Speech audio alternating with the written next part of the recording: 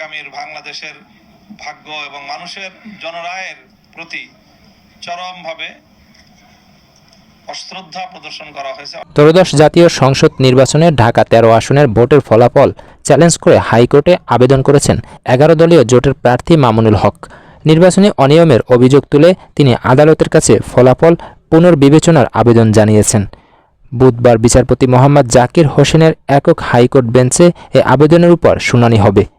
ঢাকা 13 আসনের নির্বাচনে জয়ী হন বিএনপি সমর্থিত ধানের শীষ প্রতীকের প্রার্থী ববি হাজ্জাজ।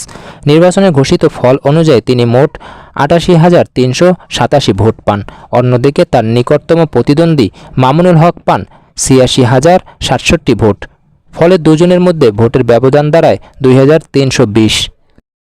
কিন্তু পরিষ্কার যে ইলেকশনটা তো একটা সময় পর্যন্ত অথবা ভোট গ্রহণ হওয়া পর্যন্ত মোটামুটি দৃশ্যমান রাখা হয়েছে, কোনো গন্ডগোল যেন না হয়।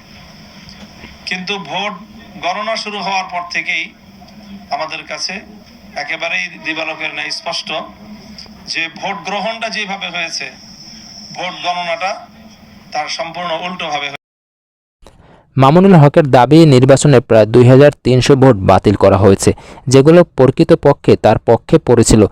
এ অভিযোগ তুলে গতকাল গভীর রাতে তিনি রিটার্নিং কর্মকর্তার কার্যালয়ে যান এবং বিষয়টি পুনর্বিবেচনার দাবি জানান। তবে রিটার্নিং কর্মকর্তা তাকে বিষয়টি আনুষ্ঠানিকভাবে বাংলাদেশের নির্বাচন কমিশনের কাছে অভিযোগ আকারে জমা দেওয়ার পরামর্শ দিয়েছেন।